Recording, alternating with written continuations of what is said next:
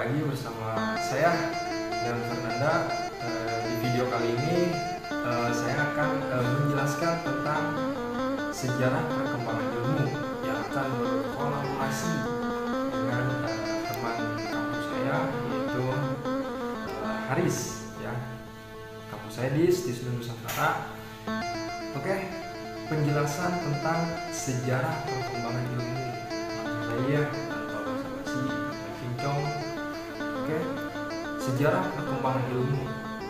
Pasti setiap sesuatu yang ada di muka bumi ini pasti memiliki sejarah yang berkembang di masa lalu, masa kini, atau masa depan. Asal jangan masa gitu ya. Oke, sejarah perkembangan ilmu sangat menarik untuk kita bahas karena memiliki banyak runtutan sejarahnya. Eksistensi ilmu tidak lepas dari perkembangan sejarahnya yang memiliki sejarah yang panjang, tumbuh dan berkembang sesuai dengan dinamika sosialnya. Oke, dinamika sosial yang mempengaruhi perkembangan ilmu terjadi karena pengaruh sosial,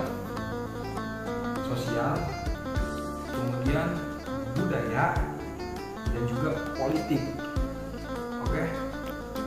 Kemudian pasti di setiap fase itu ilmu terpengaruhkan atau dipengaruhi oleh budaya, sosial, dan juga politik di setiap fase. Periodisasi perkembangan ilmu terjadi pada 4 fase atau 4 periode, yaitu pada periode Yunani kuno, periode Islam, kemudian periode modern, dan juga periode kontemporer. Oke. Kemudian singkatnya yaitu periode Yunani kuno, banyak tokoh-tokoh periode Yunani kuno yang mengembangkan ilmu atau filsafat. Yang pertama ada Thales, kemudian ada Aristoteles, kemudian ada Plato, dan ada Pythagoras. Itu 4 tokoh yang sangat terkenal pada masa periode Yunani kuno. Kemudian kita beranjak kepada masa periode Islam, yaitu masa periode Islam diawali dengan turunnya Al-Quran oleh Allah Subhanahu wa Ta'ala, yang diturunkan melalui wahyu oleh Allah Subhanahu wa Ta'ala dari malaikat Jibril kepada Kangjeng Nabi Muhammad SAW. Itu periode Islam ditandai oleh Al-Quran.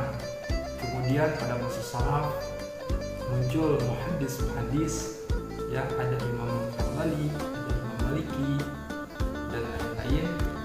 Kemudian muncul sampai dengan Islam modern, ya, ada banyak, ada Syekh Nawawi, ada Kiai Haji Hasyim Asy'ari, kemudian sampai dengan Islam modern. Itu periode Islam yang ditandai dengan diturunkannya Al-Quran oleh Allah Subhanahu wa Ta'ala kepada Nabi Muhammad SAW. Kemudian periode modern atau Renaissance, ya, periode modern atau periode Renaissance yaitu periode ilmu yang berkembang pada masa kegelapan sampai dengan modernisasi, atau pada dari zaman kegelapan sampai dengan modern, itu periode modern. Kemudian ada periode kontemporer yang terakhir, ya. Periode kontemporer ditandai pada abad ke-20, ya, atau di mana umat manusia mengenal teknologi.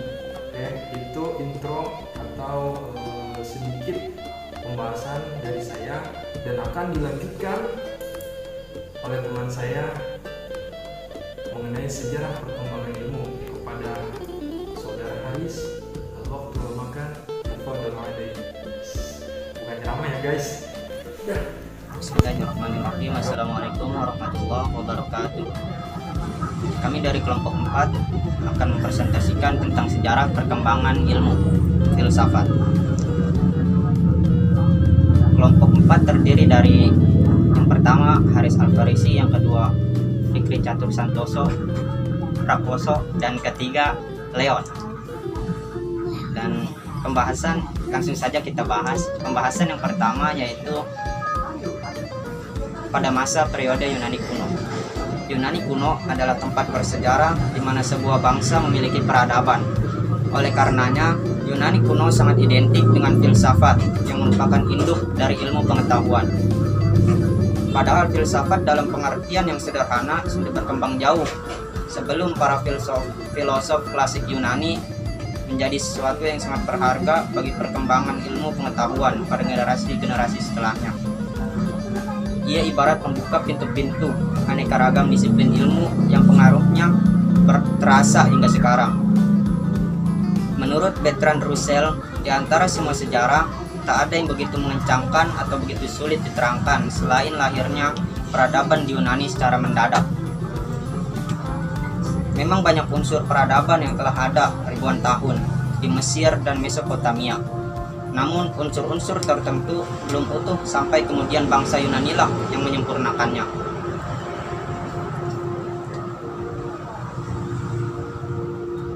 Zaman ini berlangsung dari abad 6 sebelum Masehi sampai dengan sekitar abad 6 Masehi. Zaman ini menggunakan sikap an inquiring attitude, sikap suatu yang senang menyelidiki sesuatu secara kritis, dan tidak menerima pengalaman yang didasarkan pada sikap reseptif attitude atau sikap menerima begitu saja. Sehingga pada zaman ini filsafat tumbuh dengan subur. Yunani mencapai puncak kejayaannya atau zaman keemasannya. Pada zaman ini banyak bermunculan ilmuwan yang terkemuka. Di antaranya adalah Thales, Pythagoras, Socrates, dan juga Plato dan Aristoteles. Yang pertama Thales pada tahun 624 sampai 545 sebelum Masehi. Kurang lebih 600 tahun sebelum Nabi Isa alaihissalam terlahir, muncul sosok pertama dari Tridente Miletus, yaitu Thales, yang menggebrak cara berpikir mitologis masyarakat Yunani dalam menjelaskan segala sesuatu. Sebagai saudagar filosof, Thales amat gemar melakukan rihlah. Ia bahkan pernah melakukan lawatan ke Mesir. Thales adalah filsuf pertama sebelum masa Socrates. Menurutnya, zat utama yang menjadi dasar segala materi adalah air. Pada masanya, ia menjadi filsuf yang mempertanyakan isi dasar alam. Yang kedua yaitu Pythagoras, 580 sebelum Masehi sampai 500 sebelum Masehi. Pythagoras lahir di Samos atau daerah Ioni, tetapi kemudian berada di Kroton atau Italia Selatan. Ia adalah seorang matematikawan dan filsuf Yunani yang paling dikenal melalui teoremanya. Dikenal sebagai bapak bilangan, dan salah satu peninggalan Pythagoras yang terkenal adalah teorema Pythagoras yang menyatakan bahwa kuadrat hipotenusa dari suatu segitiga siku-siku adalah sama dengan jumlah kuadrat. Walaupun fakta di dalam teorema ini telah banyak diketahui sebelum lahirnya Pythagoras, namun teorema ini dikreditkan kepada Pythagoras karena ia yang pertama kali membuktikan pengamatan ini secara matematis. Ilmu ukur dan aritmatika ia berhasil menyumbang teori tentang bilangan, pembentukan benda, dan menemukan hubungan antara nada dengan panjang dawai. Yang ketiga yaitu Socrates pada tahun 469 sebelum Masehi sampai 399 Masehi. Socrates lahir di Athena dan merupakan generasi pertama dari 3 ahli filsafat besar dari Yunani, yaitu Socrates, Plato, dan Aristoteles. Socrates adalah yang mengajarkan Plato, dan Plato pada gilirannya juga mengajarkan Aristoteles. Sumbangsih Socrates yang terpenting bagi pemikiran Barat adalah metode penyelidikannya. yang dikenal sebagai metode Elenkos, yang banyak diterapkan untuk menguji konsep moral yang pokok. Karena itu, Socrates dikenal sebagai metode Elenkos, yang banyak diterapkan untuk menguji konsep moral yang pokok. Karena itu, Socrates dikenal sebagai bapak dan sumber etika atau filsafat moral, dan juga filsafat secara umum. Periode setelah Socrates ini disebut dengan zaman keemasan keilmuan bangsa Yunani. Karena zaman ini kajian-kajian keilmuan yang muncul adalah perpaduan antara filsafat alam dan filsafat manusia. Tokoh yang paling menonjol adalah Plato, yang sekaligus murid Socrates. Yang keempat yaitu Plato, pada tahun 427 sebelum Masehi sampai 347 sebelum Masehi. Ia adalah murid Socrates dan guru dari Aristoteles. Karyanya yang paling terkenal ialah Republik atau Politeia, di mana ia menguraikan garis besar pandangannya pada keadaan ideal. Selain itu, ia juga menulis tentang hukum dan banyak dialog di mana Socrates adalah peserta utama. Sumbangsi Plato yang terpenting tentu saja adalah ilmunya mengenai ide. Dunia fana ini tidak lain hanyalah refleksi atau bayangan daripada dunia ideal. Di dunia ideal semuanya sangat sempurna. Plato yang hidup di awal abad keempat sebelum Masehi adalah seorang filsuf careless atau paling tua yang tulisan-tulisannya masih menghiasi dunia akademisi hingga saat ini. Karyanya Timaeus merupakan karya yang sangat berpengaruh di zaman sebelumnya. Dalam karya ini ia membuat garis besar suatu kosmogoni yang meliputi teori musik yang ditinjau dari sudut perimbangan dan teori-teori fisika dan fisiologi yang diterima pada saat itu. Yang kelima yaitu Aristoteles pada tahun 384 sebelum Masehi sampai 322 sebelum Masehi. Aristoteles adalah seorang filsuf Yunani, murid dari Plato dan guru dari Alexander yang Agung. Ia memberikan kontribusi di bidang metafisika, fisika, etika, politik, ilmu kedokteran, dan ilmu alam. Di bidang ilmu alam, ia merupakan orang pertama yang mengumpulkan dan mengklasifikasikan spesies-spesies biologi secara sistematis. Sementara itu di bidang politik, Aristoteles percaya bahwa bentuk politik yang ideal adalah gabungan dari bentuk demokrasi dan monarki. Dari kontribusinya, yang paling penting adalah masalah logika dan teologi atau metafisika. Logika Aristoteles adalah suatu sistem berpikir deduktif yang bahkan sampai saat ini masih dianggap sebagai dasar dari setiap pelajaran tentang logika formal. Selain nama-nama di atas, masih ada filosof-filosof seperti Anaximander pada tahun 510 sebelum Masehi sampai 546 sebelum Masehi. Dengan diktum falsafahnya bahwa permulaan yang pertama tidaklah bisa ditentukan karena tidaklah memiliki sifat-sifat zat yang ada sekarang. Sebelum masuk periode Islam, ada yang menyebut sebagai periode pertengahan. Zaman ini masih berhubungan dengan zaman sebelumnya, karena awal mula zaman ini pada abad 6 Masehi sampai sekitar abad 14 Masehi. Zaman ini disebut dengan zaman kegelapan. Zaman ini ditandai dengan tampilnya para teolog di lapangan ilmu pengetahuan, sehingga para ilmuwan yang ada pada zaman ini hampir semua adalah para teolog.